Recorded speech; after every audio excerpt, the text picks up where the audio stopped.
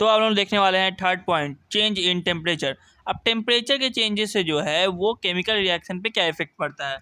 तो जब chemical change होता है तो एनर्जी जो है वो इवॉल्व होता है या एब्जॉर्व करता है, ठीक है। और एनर्जी जो है वो इवॉल्व और एब्जॉर्व करता है, वो हीट हो सकता है, लाइट हो सकता है, इलेक्ट्रिसिटी हो सकता है या साउंड हो सकता है। इन सब के माध्यम से जो है वो होता है। तो हम आपको अब एग्जांपल देके समझाते हैं। तो जब हम लोग कोल या आयरन को जो है वो बर्न करेंगे तो हम लोग को हीट और लाइट जो है वो मिलेगा। जैसे कि हम लोग एग्जांपल देख रहे हैं कि कोल या कार्बन, उसमें हम लोग ऑक्सीजन मिला है, तो carbon dioxide plus heat plus light मिला हम लोग को। सिर्फ इसी से नहीं, और भी हो सकता है, जैसे कि हम लोग जब कैंडल जलाते हैं या जब एलपीजी जल जाता है तो इससे भी जो है वो हम लोग को हीट और लाइट जो है वो मिलता है। तो चेंज इन टेम्परेचर में जो है वो एक बहुत ही इंपॉर्टेंट इक्वेशन है जो अगर जब हम लोग जो है वो CaO में H2O मिलाएंगे तो हम लोग को CaOH2 प्लस हीट मिलेगा। यानी CaO में क्विक लाइम है, क्विक लाइम में अगर वाटर हम लोग मिलाते हैं तो हम लोग को स्लैक लाइम मिलता है और लॉट ऑफ हीट एनर्जी जो है वो इवॉल्व करता है। ये जो रिएक्शन होता है इसका जो है वो यूज होता है वाइट वॉशिंग में। तो नेक्स्ट इक्वेशन है कि जब हम लोग लाइम स्टोन में जो है वो बर्न करते हैं तो हम लोग को quick lime plus carbon dioxide मिलता है और इसमें हीट जो है वो एब्जॉर्ब करता है। तो ये जो रिएक्शन होता है मैं इंडोथर्मिक रिएक्शन होता है। इंडोथर्मिक रिएक्शन मतलब कि हीट एब्जॉर्ब करना। तो ये जो दोनों इक्वेशन था ये बहुत ही मेन इक्वेशन है चेंज इन टेम्परेचर में। वाले हैं चेंज इन फिजिकल स्टेट।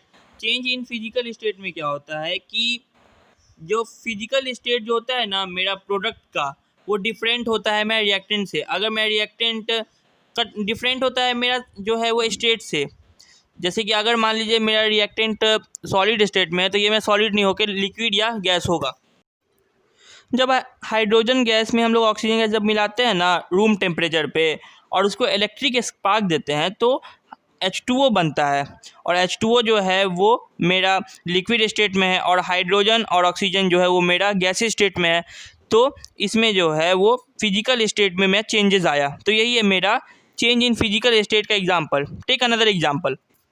तो जैसा कि आप दूसरा एग्जांपल देख रहे हैं कि जब हम लोग अमोनिया NH4 उसमें जो है वो हाइड्रोक्लोरिक एसिड मिलाते हैं, दोनों गैसीय स्टेट में है, और उसको जब मिलाते हैं तो रूम टेम्परेचर पे जो है वो अमोनियम क्लोराइड बनता है जिसको कि हम लोग वाइट पाउडर बोलते हैं।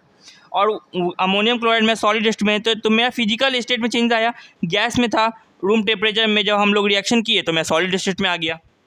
तो यही था मेरा चेंज इन फिजिकल स्टेट। अब हम लोग आगे देखते हैं फॉर्मेशन ऑफ प्रेसिपिटेट। तो ये क्या होता है कि जब दो कंपाउंड को हम लोग मिक्स करते हैं तो एक एक्वस सॉल्यूशन में निकले और एक जो है वो ऐसा सॉलिड निकले जो इनसॉल्युबल हो, और इसी रिएक्शन को हम लोग जो है वो प्रेसिपिटेट रिएक्शन बोलते हैं।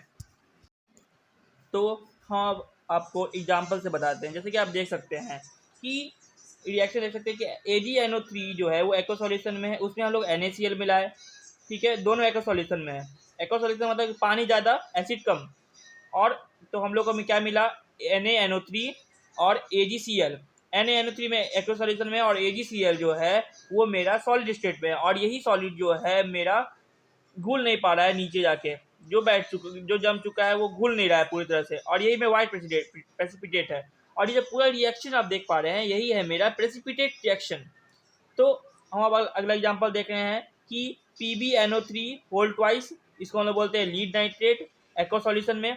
इसको प्लस किए हम लोग पोटेशियम आयोडाइड से, तो हम लोग क्या मिला कि लीड आयोडाइड मिला जो मेरा येलो कलर का होता है, और ये भी मैं प्रेसिपिटेट है जो सॉलिड में है और ये पूरी तरह से घुल नहीं पाया है।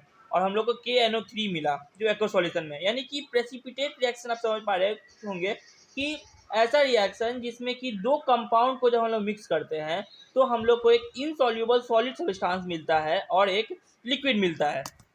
तो यही था हमारा फॉर्मेशन ऑफ प्रेसिपिटेट। हम लोग देखेंगे अगले एपिसोड में केमिकल इक्वेशन क्या होता है।